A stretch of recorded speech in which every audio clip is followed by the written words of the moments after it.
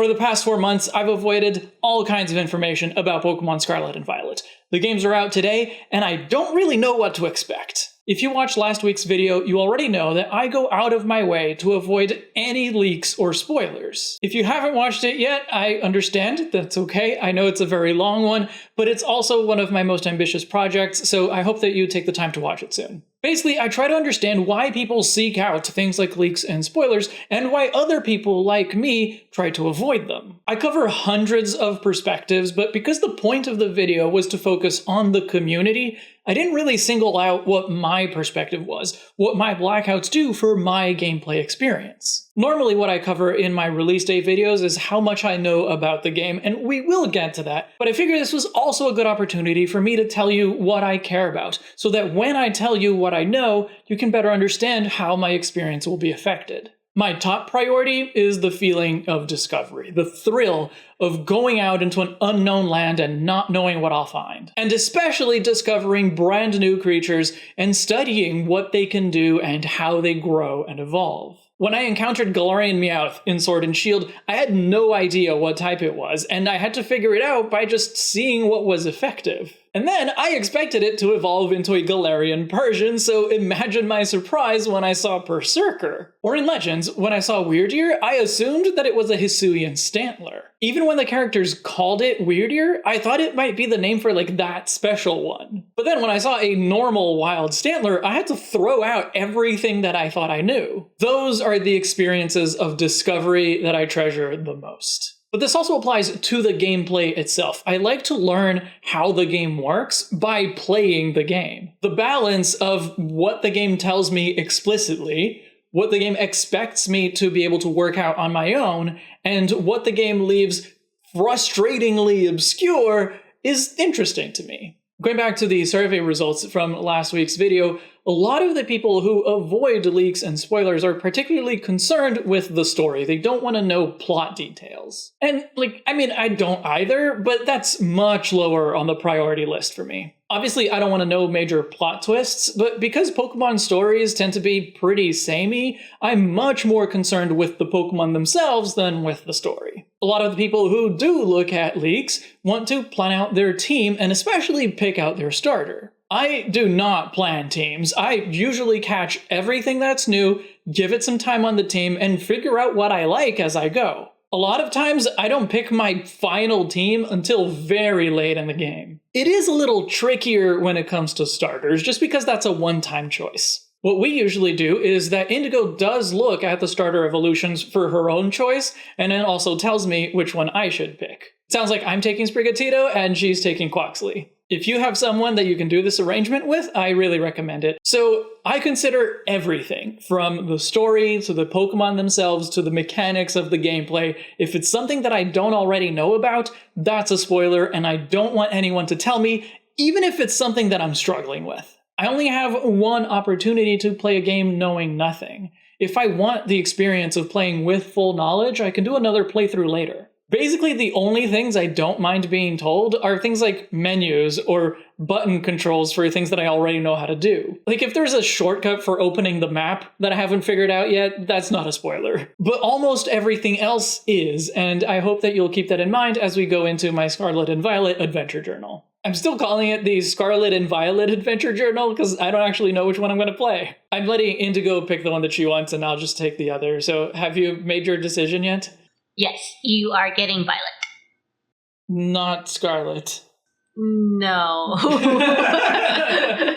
Naturally, I'm recording this a few days before you see it, and so the games aren't out yet at my point in the timeline. I'm still deep in my Pokemon blackout. But as it always happens, the blackout isn't perfect, and a few things have leaked through. Not actual leaks, though. So, just how much do I know about Pokemon Scarlet and Violet? Everything that was revealed in the first or second trailer or posted on the official website around that time, I know. I know the starters, but not their evolutions. I know Pawmi, Smoliv, Lechonk, and the cover legendaries. I know the version-exclusive professors, and the very obvious dichotomy of past and future. I also know that the game is described as open world, but I don't really know what that means in practice. And along those same lines, I know that there is a multiplayer aspect where you can connect up to 3 other players, but I don't know what you can actually do as a group. That feels like very little, but I think that covers everything that I know officially. Everything else I know, I learned accidentally, and to be fair, it still isn't much.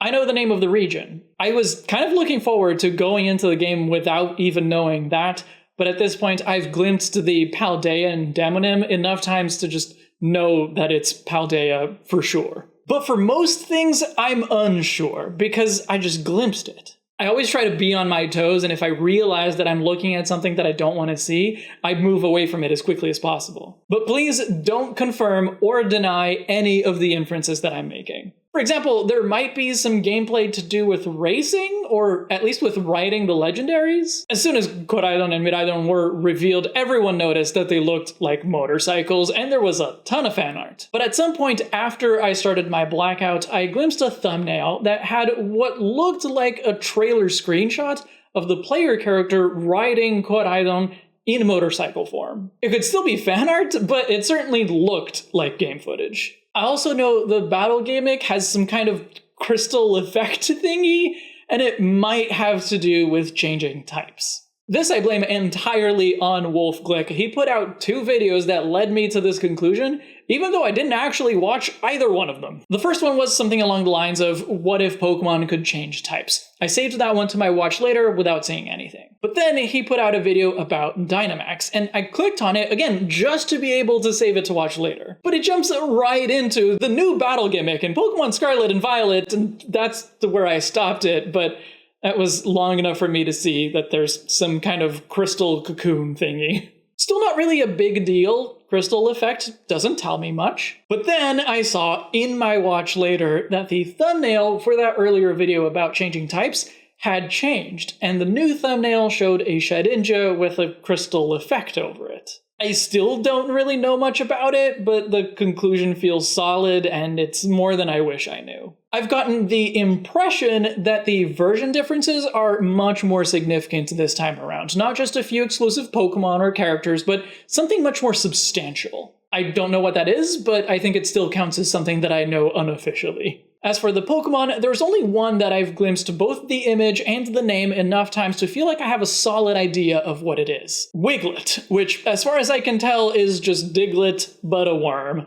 I hope that there's more to it, because I'm not impressed. All the others that I've glimpsed, I've only got a vague idea. There's a yellow dog with donut ears. There's Mega Man. There's a regional whooper with a bone or something on its chest, and I guess that spoils the fact that there are regional forms, but that's pretty much expected at this point. The only one that I know that I wish I didn't know is that there's something to do with Girafarig, probably an evolution. I've glimpsed both the image and the name a couple of times, but not enough for me to really know what it is. As far as I can tell, it's just Girafarig, but somehow different. It's the weird ear of Girafarig. So at least I'll get to discover that part in the game, but it's kind of disappointing because I actually really like Girafarig. If I was excited to discover in-game that Stantler evolves, and I don't even like Stantler that much, for Girafarig it would have been even better. I guess I can hope that there are other new exciting evolutions. That's all I can think of. There might be other things that I've encountered over the past months that when I see them in the game, they'll seem familiar in some way, but at least I don't remember them now. Sometimes my bad memory comes in handy. So, what do you think? Do I know a lot? A little? Basically nothing? Let me know in the comments. All of the above. How's it all of the above? How is it both a lot and almost nothing? It just is.